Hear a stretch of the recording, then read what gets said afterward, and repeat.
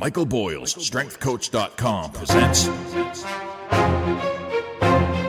the Strength Coach Podcast, brought to you by Perform Better, the experts in functional training and rehabilitation.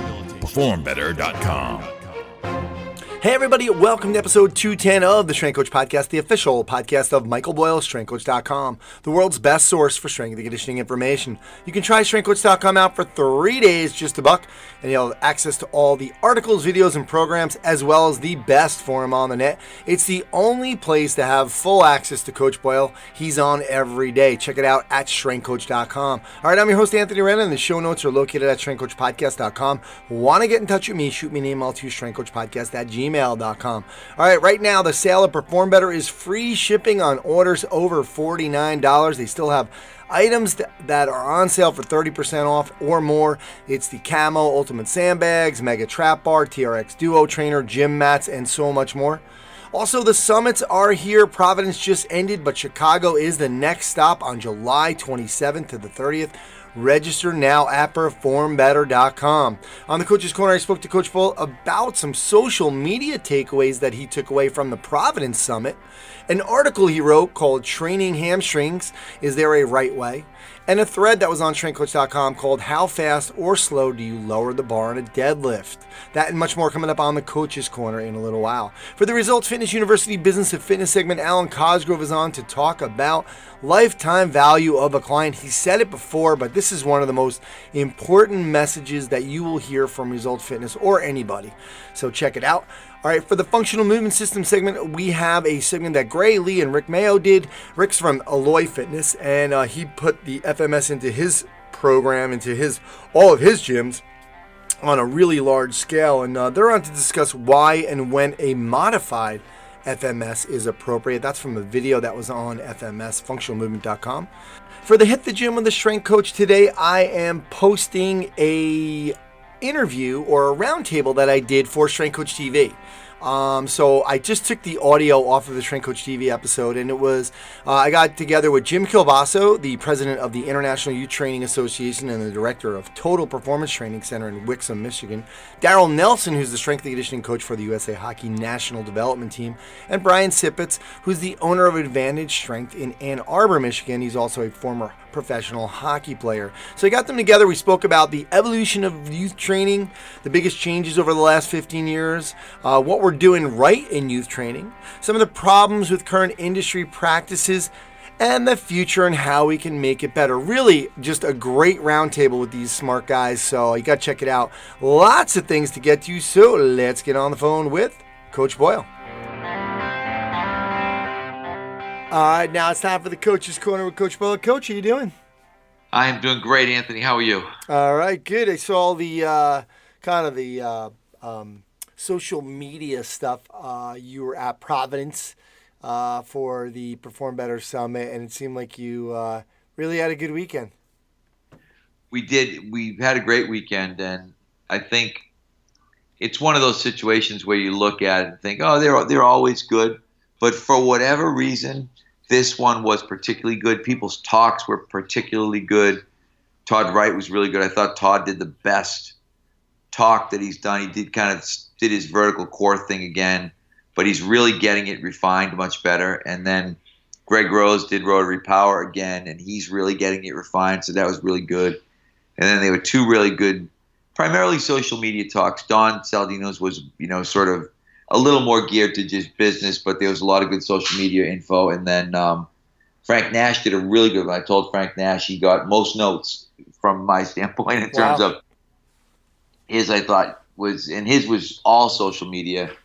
And it just kind of gets you thinking about where you're not, maybe, to some degree, and things that you need to improve on. So it ended up being a very good kind of weekend of learning for me. So that was good. Cool. Mike, let's go a little deeper with Frank's talk in terms of, I haven't seen it, but, social media is a tough thing. It's like a really touchy, we feel like we have to do it. And then there's certain things where, maybe we should just like kind of skip only because if we're not like really doing a good job on it, and we're spreading ourselves too thin. I feel like sometimes like pick something, pick Instagram and just go nuts on it and kill it. What did you kind of learn or take away from some of the stuff this weekend with social media? Well, some of the things, one was exactly what you said, but he said basically Instagram, Facebook, YouTube. He said concentrate your energy there. I like Twitter. I think he might be missing both. And maybe it's just the strength coach community, but I think there is a pretty strong strength coach community on Twitter. So I think that ends up being a good spot to work. And you can also kind of get things to link.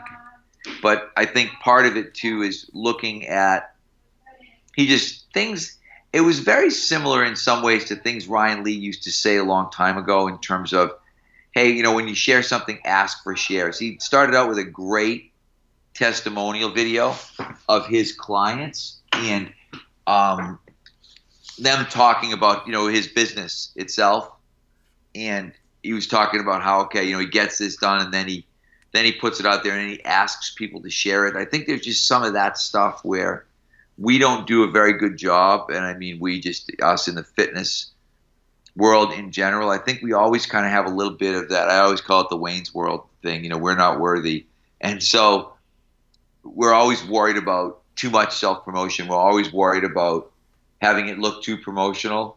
And I think that makes a lot of us undershoot the bar a little bit instead of, and obviously you don't want to overshoot it. And we know there's some people in the industry that we feel like, okay, they're always kind of overstating and overdoing stuff.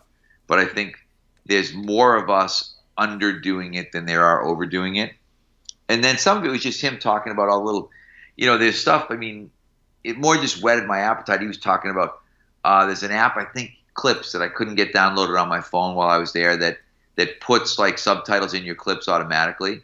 So if you have somebody who's talking about Mike Boyle's strength and conditioning and what a great experience it's being subtitled, because he was talking about how he had a lot of stats, how a lot of YouTube clips don't have sound. So there's people, and a lot of Facebook clips don't have sound, so you have people who are watching but not hearing, and that some people, because they're cheating and kind of cruising social media, they turn their sound off. So if somebody's at work, they're not going to have the YouTube on, and you're not going to listen to you're not going to hear the weights clanking and hear what people are saying, but you're going to see the videos. So having a subtitle track, and I guess the big thing for me, the big takeaway was, wow, there's a lot more to do. And even with Don's talk, Don was talking about doing Instagram stories, which I didn't even know how to do. So Sean DeWhisper taught me Instagram stories in between talks. After Don tried to teach me, and I thought I had it, and then I went into Don's and I was on Instagram Live during Don's talk. And I was laughing because all of a sudden I see Michaela Boyle has joined your Instagram Live, and I'm like, okay, this is not what I wanted to have happen. I did not want to be live on Instagram during Don's talk. So I kind of had to stop and delete it. But I did so I learned how to do Instagram stories, and I did a couple stories while I was there, and I did a story last night when I was in our Middleton facility. I went and bought a tripod for my phone so I could shoot some different video angles and be able to shoot stuff myself, be able to actually have a little remote. I got to program it so that you can press play and video yourself. So I guess a lot of it is just getting more excited about social media in general. Yeah, nice. Yeah, there's certainly so much more that we can do. I guess, again, you got to worry. And, for us, it's funny. I always worry, like, for example, Facebook. For me, so many people have conversations on the Facebook, and we've talked about this. One of the great things about strengthcoach.com is the conversations, and they can get so deep. And you've even gone as far as, like you talked about Twitter before. There's been some great strength coach conversations on Twitter that you've actually recorded and said, you know what, we're going to copy these and make them an article or pop them in because we need to kind of capture this. But for me, sometimes it's just like you said, you're talking about all these different things with Instagram. It's like, man, another thing that I need to do. It just becomes hard to pick and choose what you think you're going to decide to be good at. And that's where I think some of it is also, as Frank was pointing out, Facebook is his personal training demographic. So you start looking, Facebook now skews much older. Instagram skews much younger. So I think sometimes you look and think, okay, who am I chasing? And so for us, in some ways, we're chasing the parent and the kid simultaneously at Mike Boyle Strength and Conditioning, because we want the kid engaged, going to their parents saying, hey, I'd love to go to Mike Boyle Strength and Conditioning and train. And we want the parent engaged, looking at it and saying, hey, if my kid, is an athlete, I want them to go to Mike Boyle Strength and Conditioning and train. So you really need to be catching both markets. I'm more aggravated with I hate YouTube since Google took over YouTube, because I can't even access anything on YouTube anymore, because there's no, Google stinks because they have no live help, no online help. So once you can't figure something out, and ever since they've taken over YouTube, I can't upload videos. I had to add another page. So now I have 2 pages because I can't access the other one. And so they're brutal. I'm really not. That's why I won't get a Gmail account. I am a non-Google fan in a big way. Mm-hmm. And I won't use, Gmail. I won't use Google Docs, because they purposely don't have customer service, which I think is absurd when you look at how good, say, Amazon is and some other companies are in terms of. I love Apple with the computer. I can literally go on and fix my own computer now by chatting with an Apple rep over the internet, and they tell me what to do and I fix it. I don't even have to go to the Genius Bar anymore. And then you've got Google, who is like incommunicado the whole time. You can't even contact them. Yeah, I think it's a good lesson for us too as business owners, in terms of the customer service piece and making sure that we're kind of there for people and we're able to answer questions, because sometimes we get caught in our little bubble and think, oh yeah, no, everybody's fine. The way I did this is fine. Everybody should be able to do this. Yeah, exactly. And you realize that it's really frustrating. And I get it, because I think we do get bits and pieces of that with people. And it's really frustrating when you are trying to do something and you can't find anybody to help you. And, the phone number is not working and nobody's answering your emails. And I write terrible things about Google all the time and all the feedback things. And yet I still never, ever hear from anybody. Yeah, that's funny. Interesting. Good. Like, you suck, Google. You're awful. Yeah. You're the worst thing ever. And I literally, I write it and I post them, and no one reads it. So you think this, it's amazing that it can be such a big company and be so bad. Yeah, that's funny. Well, speaking of your old YouTube video channel, I kind of posted a new article that you put up, Training Hamstrings, Is There a Right Way? And we were showing a couple single leg deadlift and some bridges, and then an old in-service that you did on the glute ham raise. So give us an overview of, because in the beginning, it sounded like in the beginning it was an anti-Nordboard piece. But it wasn't. There's a lot of history involved here. But give us an overview of Training Hamstrings, Is There a Right Way? Yeah, I think, and this is really interesting because, and I said this in the beginning of the article, every time I post something on Twitter about posterior chain training, it gets the most sort of, views, likes, retweets, whatever, of anything that I do. And so I just thought, wow, I should actually put this a little bit more on paper, because it's amazing that it is like an absolutely electric topic in the European soccer world. And one of the things that I'm trying to do is obviously increase the, strengthcoach.com. I think, in the US, you think strength coach, you think football. But when you think strength coach in the rest of the world, you better be thinking the other football, soccer, and you better be thinking rugby, and you better be thinking there's a lot more going on in the world that I think we sort of, turn a blind eye to or don't really pay attention to. And so this was just, I think, an opportunity to throw a little bit more out there for those people that seem really hungry for more thoughts on posterior chain training.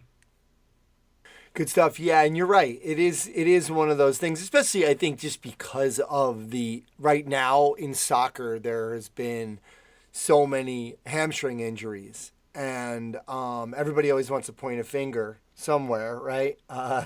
About what might be that cause, or how people are training. So I think that's where it's been, especially lately, a little bit more of a hot topic.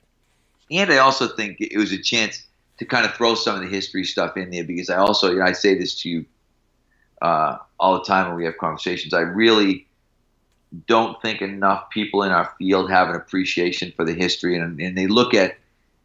So when I see some of these technological breakthroughs, I go back to Cybex and think, yeah, the old Cybex isokinetic testing device that didn't end up being what we thought it was going to be, and we all kind of got hoodwinked, and every college bought one, and every trainer had to have one, and then suddenly Gary Gray comes along with the closed kinetic chain thing and just blows the whole Cybex thing up, and it disappears. It's completely gone. There's very few people now who even have these isokinetic testing devices, and then I see sort of Nordboard, and I get this in my mind, wow, we're talking like Cybex Redux here. Because I look at it, and I posted this the other day, I firmly believe that the hamstring pulls have nothing to do with hamstring strength. Or maybe very little. I won't say nothing. Nothing might be too extreme, but very little in the sense that I really believe that it's lack of glute strength, that it's overtraining, that it's improper on-field training. There's so many other pieces in there, but somebody comes up with a $40,000 solution, and people love to jump on. They love to jump on the tech bandwagon. It's amazing how we don't learn the lessons of history, and we don't pay enough attention and realize, wow, haven't I seen this before? 20 years ago, 30 years ago, whatever it was, and that didn't really work. I mean, I go at Nautilus the same way. Nautilus, the cam, you're going to get stronger because of the cam, and the way the resistance is, and one set to momentary muscular failure, isolate your muscles, all things now, like it couldn't have been more wrong in the sense that here was a machine that we were going to deliberately use slowly, that we were going to do one set of, and the idea was that the isolation and the way the resistance was geared was what was going to change the world. Same thing happened. Everybody bought in. Every school bought a line of Nautilus equipment. And then, 20 years later, poof, gone. In the back of my mind, I keep hoping that's what happens with CrossFit. Dan John made that point to me one day, and I thought, you might be right. Dan, we might wake up someday and realize that it all went away. Coach, let's finish up. We got a lot of play. We sent out the newsletter yesterday, and it was kind of focused around this.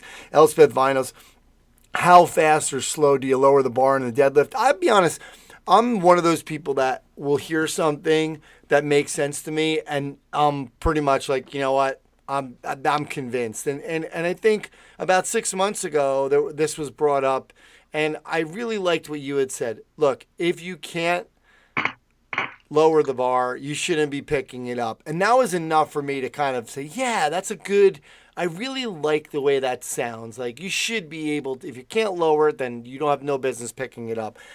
Case closed for me. But there was a lot of play on that. Can you just give us an overview of your thoughts on how fast or slow you lower the bar in a deadlift? Yeah, well, no, I think it's another one of those things where, as you said, I thought it was like open and shut case. And then, but you realize, Charlie posts, and now here's Charlie, who's an accomplished powerlifter. And obviously, if he lifts the weight up, that's all he had to do. He can drop it. There's no extra points for lowering the bar. And so his view of that might be different. And then there were people talking about, speed. Mike Johnson made the point of, I'm a skier, and we do really, really slow eccentrics because that eccentric component is so important to us in skiing. And then somebody else, wrote about something different, and I forget who it was. I think it was Charlie that posted a really good list of, hey, these are the things that I think are important. And I was like, wow, that should be an article. Like, he should go back and make that into an article. So you're right. I think sometimes something so simple becomes incredibly complex on the forum, which is cool. So I'm actually looking at Charlie's. Hands in the bar, but you're really only guiding it down. Controlled drop, and the hands never come off the bar. You don't make a scene. Same rate as the concentric, not with a straight bar, yes, with a trap bar. Slower than the concentric, not with a straight bar. You know what I mean? You could legitimately take Charlie's 5 responses there and probably get a 500-word article out of it. And you could probably take Elspeth's initial thread, 5 there, because that's what Charlie really did, was answer her 5 questions. And get a great article. You just kind of flesh out each one, bang, bang, bang, and that's where you talk about. You made up that sled training PDF. And sometimes I look at this and think, there's so much wisdom in these forum threads. If we were to take the time to sit down and say, okay, let's flesh this out into a little bit longer article form. Yeah. So maybe it's another one we think about. Absolutely. Cool. All right, Coach. Thanks for coming on today, talking about some of the social media stuff and the deadlift and the Nordic and posterior training. So thanks, and we'll talk to you next time. All right. Thanks, Dan. Hey guys, this is Alan Cosgrove. Welcome back to the most popular segment on the Strength Coach podcast. You all know it.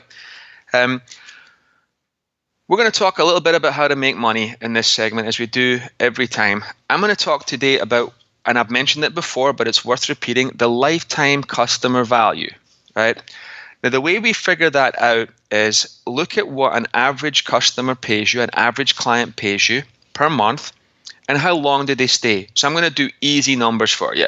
If the client pays you $100 a month and they stay for 1 year, that client value is $1,200. That makes it super easy to understand. And I know trainers are really, everybody tells me I'm not good at asking for money. I don't understand numbers. I'm just good at coaching. I get it. I truly understand where you're coming from. But if I told you there was a bar with a 45-pound plate on each side, you could shout out 135. So you are good at numbers, right? You're just not good at real math. LCV is just an important thing to get. And again, most trainers go, well, I've got people who do boot camps. I've got people who do one-on-one, people who train twice a week, 3 times a week. I know. Just give me an average number and figure it out. And what that does is I put everything through that filter. If there's a book that I want to pick up, if there's a course I want to attend, if there's something I want to get for the gym, how many clients would I need to get to pay for this? So, for example, if you were to attend a mentorship or an internship somewhere and the investment with everything was $2,400, right? That's an insignificant investment.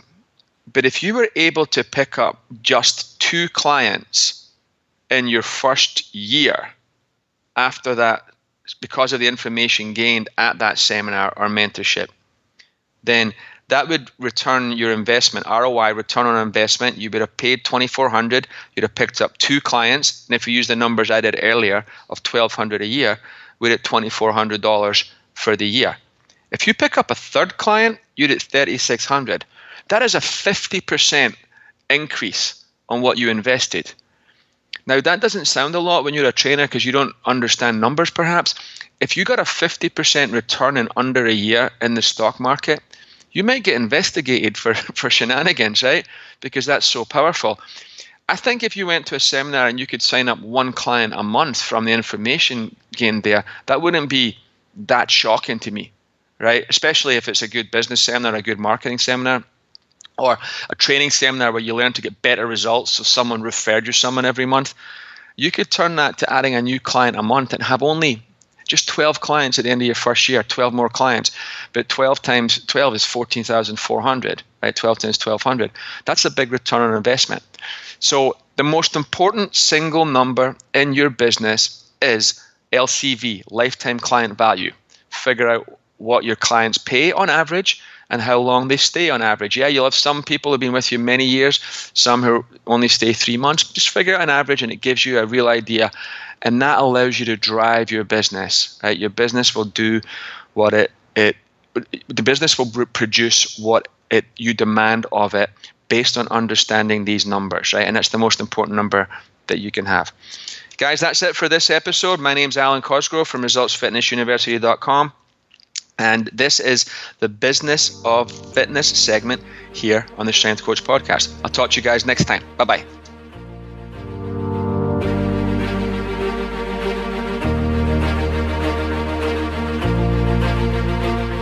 The whole thing about the FMS, the first principle we live by is make sure you protect the person. If the person goes in the gym and gets hurt after going to 2 sessions, they're not going to come back. You don't want to take somebody who can't move and stick them into this high energy, high-level aerobics class. Exercise in the wrong hands with the wrong guidance and the wrong business plan is actually a risk factor. The 2 biggest goals that we see, right, Feel better, look better. To me, in the fitness world, when I hear feel better, that means move better, right? So that's one of the two main and only goals that we see. Any question about exercise is, how can you help me through movement? And the answer is, as soon as I know how you move, I can. When you look at like the general health club market, 87% of new members expect to get some type of fitness consultation. They don't want one. It's an expectation for 87% of members that join a club. What's this screen all about? You know what it is? It's a scientifically based 10-minute obstacle course, and the obstacle that gives you the greatest difficulty tells me where we're going to solve your fitness problem. When I do a movement screen, I'm only looking for one thing. I don't care whether you're an NFL Pro Bowler or you're the 50-year-old who's been intimidated by fitness until they saw the smiling faces coming out of here and they decided to give this place a chance. Doesn't matter. I'm looking for one thing in your screen. It's a starting point. It's a measurable baseline that I can hopefully change as long as I got your attention so that I can buy enough of attention to change something else. When you're actually getting screened, it gets a little personal. And you realize I'm not setting a bar for you to reach. I just became accountable to you to try to change these things that don't look so good.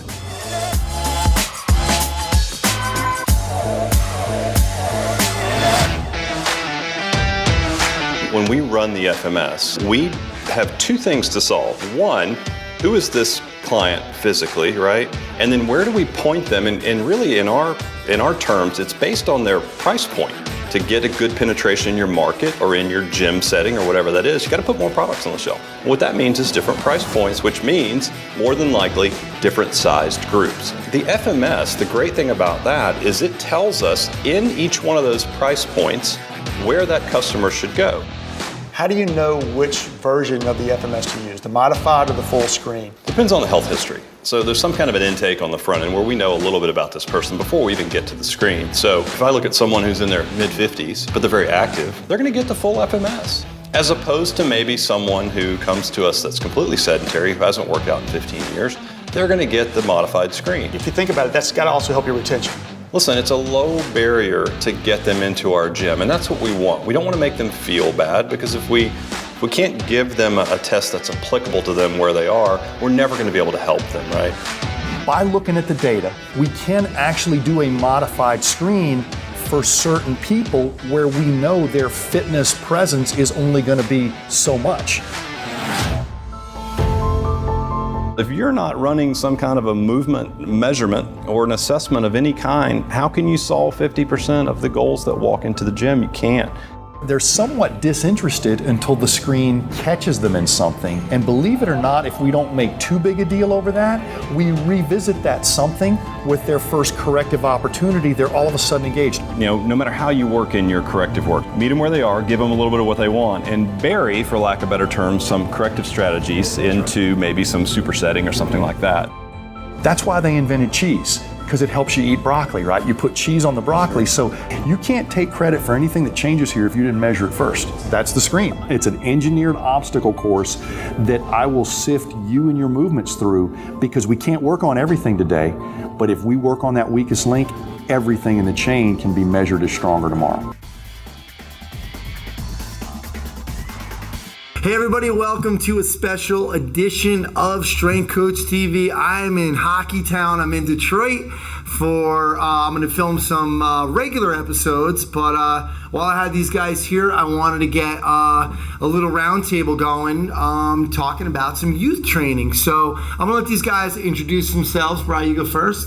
Okay, my name is Brian Sipotz. I formerly was a professional hockey player, and then within the last 5 years here, I opened my own place called Advantage Strength and Conditioning, and we're doing a lot of youth training and expanding into the adult markets now. But have just enjoyed the ride as a business owner and a former athlete. Cool. Darryl? My name's Darryl Nelson. I'm strength and conditioning coach for the USA Hockey National Team Development Program. I've been here since the year 2000 in the same position, and we're happy to be moved to our new arena here in Plymouth. Nice, beautiful place, loving it. By the way, these two guys, they run and own HockeyStrengthandConditioning.com as well. So if you train hockey players, You got to check that site out. Jim? And I'm Jim Kielbaso. I am the director of Total Performance Training Center in Wixom, Michigan, and the president of the International Youth Conditioning Association. Cool. So for me, I was excited to do this because, when we thought about the Roundtable, we were, just missing is the bourbon, but the diverse background, like, you growing up as a player and, and making it to a high level and then opening a facility. So you're kind of seeing, you had your one path and then you're seeing how you can help those kids. Obviously, Darryl, for 16 years working with USA Hockey, you've kind of been able to kind of see the way the changes have come about. And then Jim, working with athletes for so long and now president of IYCA, so I figured we get some good responses here. So let's start out, and I think I'll let Darryl start out with this one. How you feel like training has changed. I was going to say 10 years, but let's go with 16 years for you right now. 16 years. Well, for me, with the players that I work with, when I started, it was very rare to have a guy come in that had ever trained before, that had ever really lifted weights, that had worked with a strength and conditioning coach. And the ones that had usually weren't very good. Like, they really couldn't Olympic lift, and they really didn't know how to squat and do deadlifts, with the hinge and those kinds of things. As to where now, everybody that comes in has had a strength coach in some capacity already. The quality is still really mixed. Some guys are really great, some guys are really poor. But that's the biggest thing that changed, is that people are starting to figure it out, that it's important and that it's going to make a difference. And so they're getting their son or daughter or whoever it may be with somebody. They're doing something. Yeah. As to where, when I started, it was very rare for anybody to do any, they just played their hockey and they played baseball and they did their stuff and they never really did strength and conditioning. Yeah. It was non-existent. Even if they don't even have a coach, now it's like worst case scenario, the dad can, buy the gym leader set and put it in the basement, and YouTube and different products and hockeystrengthandconditioning.com or strengthcoach.com or Jim's site. But Jim, why don't you go next and how you've seen this change? And I guess this is probably a question for you in terms of like the direction, where's it going to go as well, but we'll talk about that.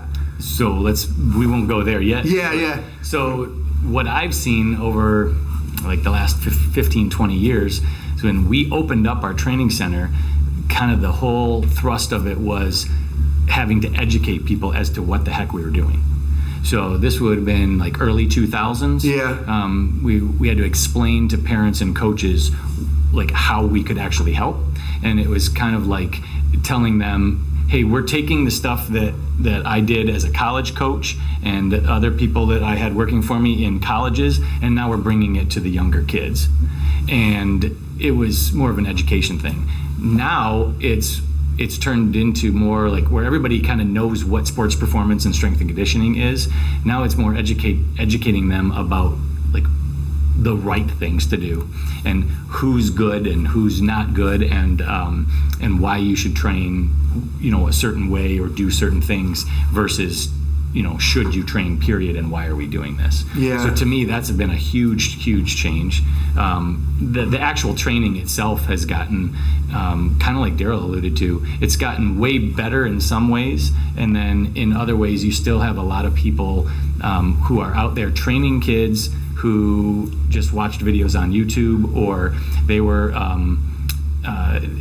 I'm not trying to say this to mess with Brian at this point because it's going to come off that way, but like they were a former player of something, and then they didn't have they didn't know what to do, so they just said, well, I'll start training kids, but they didn't do the education like that Brian did going into it. And so they are just taking kind of like stuff that they did. Maybe they played here for USA Hockey and they learned what to do from Darryl, and then they decide, well, now I'm going to teach kids how to do it, and they have no idea. Exactly. So they're just kind of going off of their past experiences rather than really truly educating themselves. Yeah.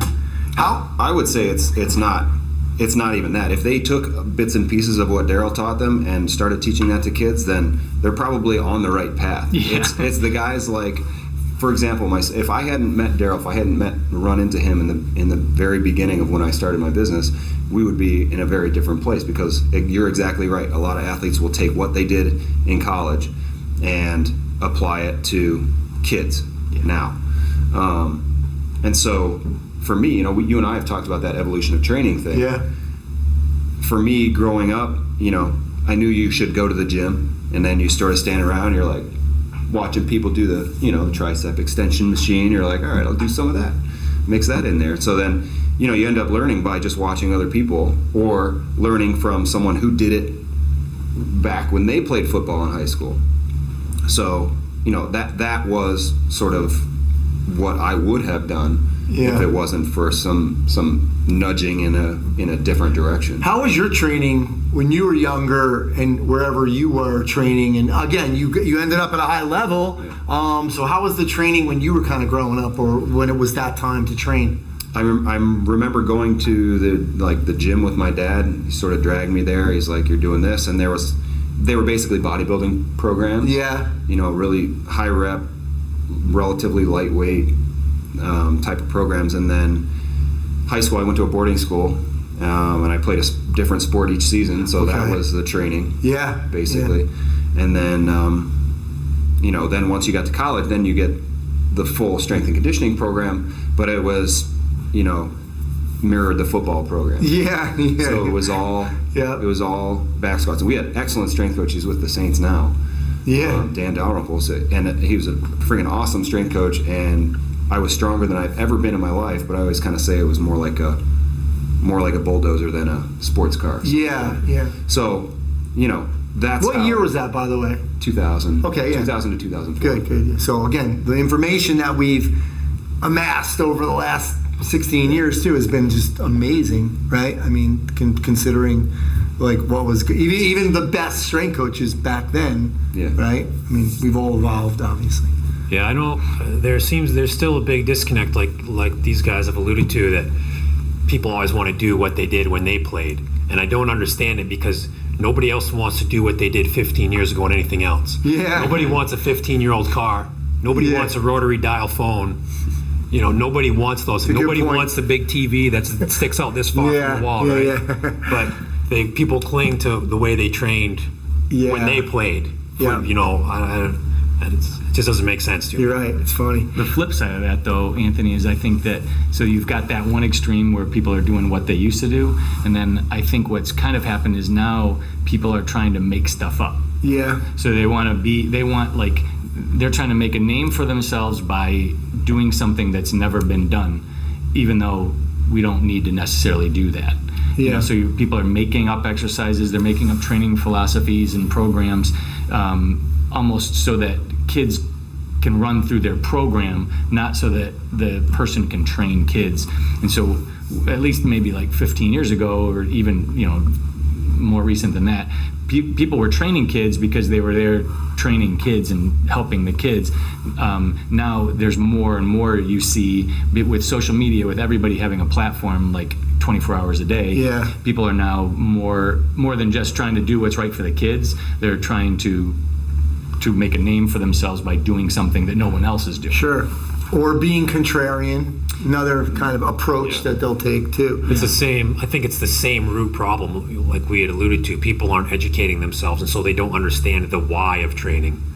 They have some capacity where they know the how. Yeah. They're doing what they did 20 years ago when they played, or they created their own training. But there's no reason as to why they're doing it that way, just because that's the way they do it. Yeah. What are some things we're doing right that you're not you or us? What are some things that you think are out there that people are doing? At least we're getting it right. Well, I think one of the biggest things is that people are understanding the importance of training now. Because Jim laid the groundwork by educating masses of people, because the IYCA does a great job of that. Mm-hmm. People understand now why they train, like why training is important. It's like, well, my kid plays soccer, they practice 4 days a week. He's good. Like he's pretty tired. He doesn't have room for any other training. Yeah. But then, or you think about like a Mike Boyle bucket idea, and that's been a pretty good way to pitch that to people. Is saying, athletes need these certain skills. So we talk about, yes, your soccer skills are going to be important, but we have this bucket over here that's not getting any attention. So I think the education has come a long way and is encouraging people to train outside their sport for general athletic development. And, it's good for the athletes. It happens to be good for business. Yep. So I would say that's a direction that we're starting to head that's pretty positive for a lot of people. Yeah, coming from the golf world, I was telling Darryl earlier that, TPI, I started with TPI, their first summit in 2006, right? But so I was in early with them, and but it took so long. It's taken so long for golf pros at the club level to really accept this, and because you recycle some of these golf pros. And I started caddying when I was 12 in 1979. The golf pro was Nelson Long. Today, the golf pro is Nelson Long. I mean, because it's such a great golf area that these jobs are coveted. Yeah. So, the philosophies are going to stay in there for a long time. But for me, it just, I forgot how young, although, Gary Player was working out and Tiger was in the 90s, blah, blah, blah. But really from the perspective of the consumer and bringing it to the consumer, it's still young, golf fitness. So what are some things maybe you feel like we're doing right out there? Well, I kind of what you guys are saying about the whole piece about education, more people are starting to understand the why, specifically for USA Hockey, the whole idea of putting all this money into American development model. Yeah. The national governing body is saying, okay, at this age, this is trainable. At this age, this is trainable. And there's windows of trainability, and there's the right thing at the right time. There's a right number of games to play. There's a right number of practices to have. And, for little kids, like kids that are 10 years old and younger especially, USA Hockey is saying, don't play hockey. In the summertime, go play something else. That's awesome. They're not only advocating kids to participate in year-round ice hockey. It's coming from, the highest organizational level. Go play lacrosse, go play baseball, go play soccer, go play football. Yep. So I think that's something we're really starting to get it right is the education piece and the information piece. And I think the transition that's already started to happen is, now we're starting to get to where people have their kids in hockey and the kids are 14, 15 years old. And all they know is that the American development models existed. They never played hockey when there wasn't an American development model. It's to where, 10 years ago when we started, there's this new damn American development model thing, and now all of a sudden they're telling me that I shouldn't practice this much, or I shouldn't be playing 97 games with my Pee Wee team. And same thing with now it's not new anymore. People are accepting it as commonplace. Yeah. Well, Darryl, talk about your poll of the USA players too. Yeah, they're all multi-sport athletes. Yeah. All of them that make it to this level are multi-sport guys. None of them are specialized in hockey for a little kid. Usually for many of them, the first time they really just only play hockey is the year they come here, or maybe the year before they came here. So like 15 years old. Yeah, really. Which is actually, that's cool. If you look at the long-term the long-term athlete development information, probably about age 16 is when you should specialize. That's actually not early specialization, that's late specialization. Yeah. Growth and development is 70-80% done at that point. Yeah. And it's a good segue to Jim at IYCA, because I think one of the things that we're doing right is educating the trainers, because they're the ones with the tentacles, right? So if you train the trainers like Jim and the IYCA is doing, then we can get the word out even more. We got to get these people, the trainers, educated on this stuff. Well, I'm just so happy to hear what Darryl just said, because to me, I don't see that long-term approach being implemented as well as it should be. So to hear that, it has a ways to go. It does have a long way to go. I think it's worse in other sports maybe, but so they call it the American development model in hockey, and I think USA Hockey has done a really good a service for everybody, because everyone else calls it long-term development. USA Hockey has actually given the rights to the American development model to the United States Olympic Committee, so they can use that name for all sports. And I think it's really started to grow. USA Football now has put out a position statement about it. So the big, like Darryl said, the big organizations are really hitting it hard. It may take another 5 or 10 years for people to cycle through, because you still have parents and coaches who are used to one thing, but that's awesome to hear that it's kind of catching. I think the good things, like you're saying, is that now more kids have access. Simply just having access to training programs that they didn't used to have. So, back in 2000, you might have to drive an hour to find a decent training facility. Yeah. Today, you can find 20 places, and maybe it's harder to run a business, maybe because you've got so many competitors, but the pool is bigger because more people get it. So I think access is huge, and I think more and more trainers being educated not just on long-term athletic development, but like how to treat kids. I think that's really kind of the next big thing. It went from just science to now more people are understanding that making an impact on a kid in a positive way, and not having to ram stuff down a kid's throat, and getting them to enjoy training at a younger age it's a much bigger deal, I think, today, and I think we'll see the long-term effects of that down the road. Yeah, cool.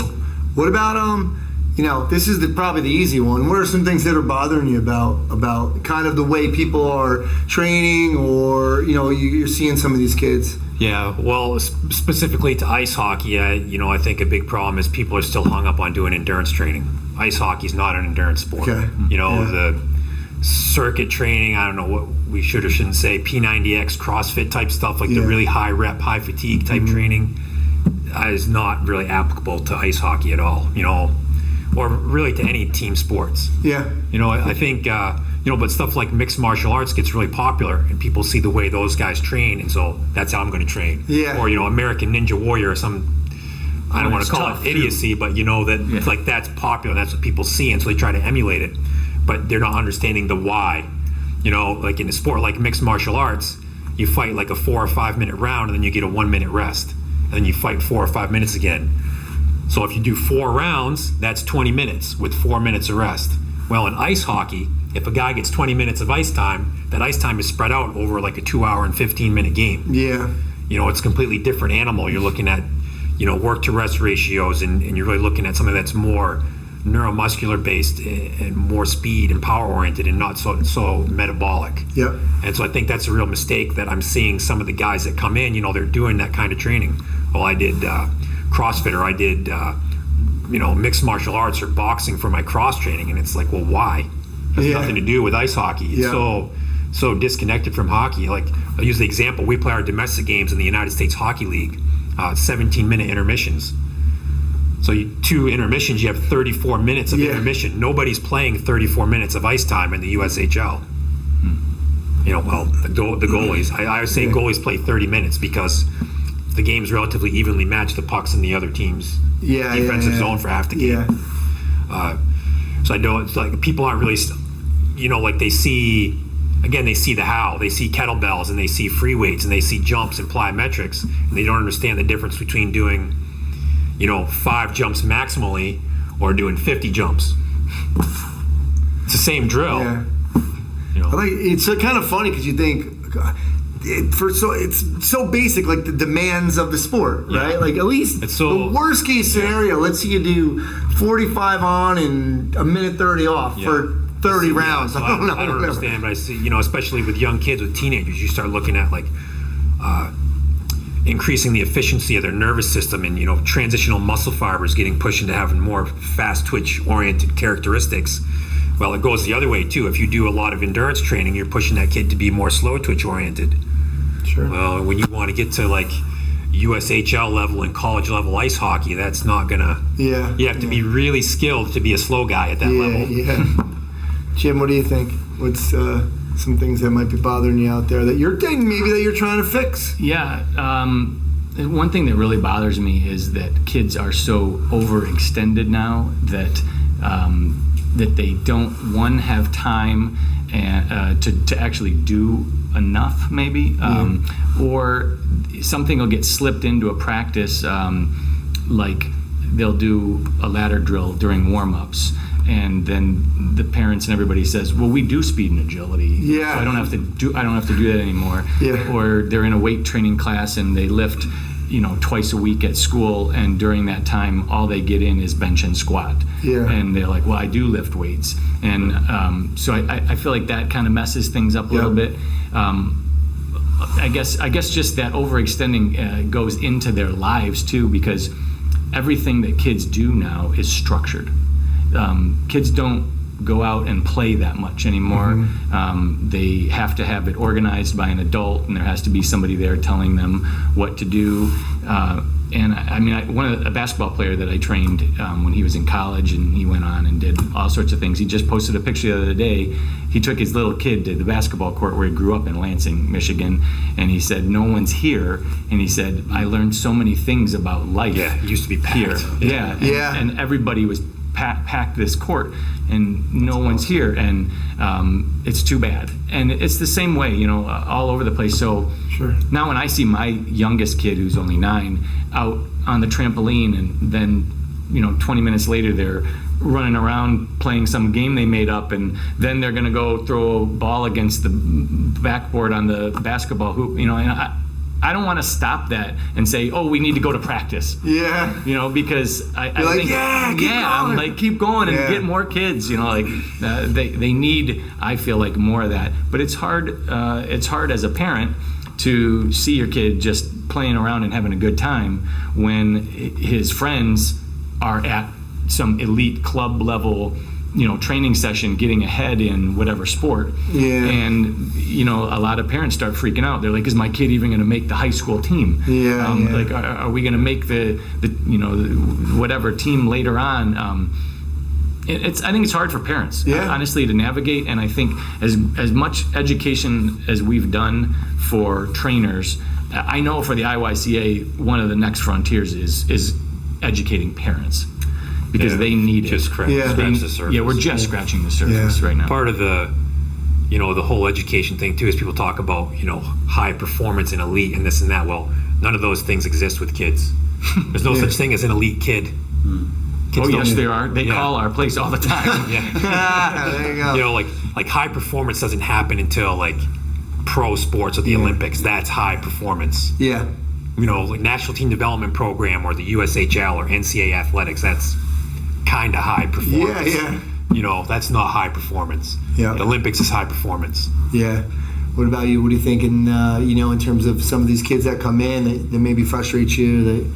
For me, and if anybody follows our social media channel, again, that's just the opinion machine, putting it out there, and you can call it a brand as a business owner. Our brand is built on multi-sport athletes. So anytime there's a article that comes out, share it right up. And I guess it's because of my background, and we have kids now that are, and I think, like you said, you're spot on with well, if they don't play spring hockey, then they might not make the fall team. AAA around here is horrendous in terms of that. So they finish their season in April.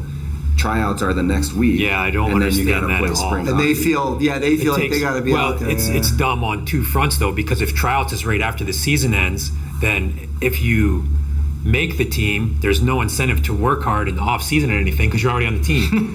And if you don't make the team, there's no incentive to work hard because there's nothing to try out for. There's no gap between the end of the season and tryouts. There's no room for anybody to change. But in others, like, let's take basketball or soccer or whatever other season you can play, you learn give and goes, you learn spatial awareness, you're learning all of these things that happen in other sports. Sure. So it's not like you're like, you can be way behind. You're learning to read plays. You're learning to read the game, which is 85% of it. Team sports are keep away. All team sports are keep away. Create space and keep away. Going on that same vein too is, when kids play, again, I'm pretty hockey centric, but kids play spring hockey and summer hockey. Well, that's not really the same competitiveness of hockey as your regular winter team. And I would say one issue for us with players coming in is they really don't understand how to compete. When you get to like the USHL, it's a little bit different animal. Playing against college teams, it's a different animal. When you're playing, the Swedes and the Russians and the Canadians national team, it's competitiveness takes on a new meaning. And if you're playing different sports and you're in that sports true in season, it's competitive. Yeah. When you play hockey in the winter, it's competitive. When you play hockey in the summer, it's really not that competitive. Okay. Yeah. You know, if you did like wrestling or you played hoops in the winter, then that would be competitive. Yeah. If you do soccer or football in the fall, it's competitive. That's you know, it's at the most competitive part of that sports year. And so I think that's a big disconnect is it doesn't make the kids competitive. It doesn't make them competitors. And I guess a lot of it too is like for me, what I've seen is some of the financial end of it, right? Is these programs, like I got a kid who is a really good hockey player. He's elite. You know, he's really, really good. He's doing the whole thing, the year-round type of stuff, and he takes off. He's an incredible baseball player too. So just a great kid. But one of the things I don't love, and his dad's going to watch this and probably call me, but is he has a great guy who does hockey skills on Monday, but they do some dry land too. And one of the things I always had a problem in the golf world was all these golf pros would go to TPI and get their first certification, and then they would go back to the course because they don't want to send anybody anywhere. They're like, hey, we're doing a fitness program over here, you know, like you're a golf pro. Like that's like me showing people how to golf in my facility. And so I feel like, I'm not saying that this guy wouldn't know some stuff, but I feel like, look, let's pick a role and work as a team, you know. And I think with kids and the money, that's what ends up really becoming a barrier too. So I know Jim and I have kids that shuttle back and forth between the two facilities throughout the summer. We're starting to now where we have guys that are like, well, we can't do those days because we're out at Total Performance doing speed and agility stuff, and then we come to you for the strength training stuff. Yeah. And everybody falls into their be good at something, be really good at something. Yeah. So I'm happy to have him do that because I'm not fast or agile, and I don't know how to teach people that. So yeah. Let's talk about. We'll finish up with. We'll save Jim for last because there might be some good IYCA stuff and what they're. Maybe he'll let us in on some secrets, but some things you'd like to see moving for the future. Like what are some ways we can fix whatever's happening? Just kind of like a summary of what we just all talked about. I mean, I think it comes down to some organization has to get proactive with, because ultimately, like, organizations are saying, well, we don't want to be the first one to step back from having the 3-season or 4-season thing, because then people are just going to leave and go somewhere else. And similarly, like what you said before we started filming, it has to be everybody's like, okay, ready, go. All right. So that it doesn't leave options of and this is just on what we just talked about, that multi-season thing. It takes a big push in a whole town, or fewer options to begin with, but it takes a big push in a town for everybody to say, okay, hockey season's over. Yeah. Thanks, everybody. Yeah. Let's shut Good the luck rinks. to you. Yeah, that'd be. Yeah. Not going to happen in Detroit. Right. Yeah. Right. I don't know. I think, we definitely need to continue and improve the educational stuff that we've been doing. I think is the biggest key to that, because if people don't understand the why you're doing stuff, then they're never going to want to change. Yep. Kind of what Brian talked about. I think USA Hockey has taken some steps, with the putting the American Development Model stuff in place, and they took the body checking out of little kid hockey. They raised the age. They got rid of Pee Wee national championships and have national championship for Pee Wees anymore. That's great. Yeah, they were saying, you look back at the kids that won nationals when they were Pee Wees, and none of them were even making it to juniors. So we were just making them into really good Pee Wees. Yeah. And, we were skipping all the other, so, athlete development and windows of trainability and all that. So, there are some good things in place, but you can't lose that momentum. Like, you have to keep snowballing it and trying to build it. And I think the other problem is, when we do accomplish something and we say, oh yeah, that's great, we did that, we pat ourselves on the back, you don't realize is 2 years later, all those kids and all those parents are gone. And you have a whole new group of, whatever it is, people that are playing 12U hockey now that don't know all the stuff that you taught the other 12U families. Yeah. So there needs to be something in place where you can sustain the effort, so that every time you get a new crop in, people know what's the correct way to do things. Yeah. So the education really needs to be sustained. Jim? Well, kind of going off of something you said earlier, Anthony, was it hit me that I think that high schools are really becoming a bigger part of the whole strength and conditioning scene, and more high schools are hiring qualified strength coaches and taking it away from sport coaches who think that they know how to do things and only have the interest of their team or their sport or whatever it is in mind, and I'm not bashing those coaches. Like, God bless them for even spending the time in those weight rooms. Like, it's amazing, how many coaches that are now 70 years old spent all off season in the weight room for free, like not getting paid a dime and being in there trying to help kids.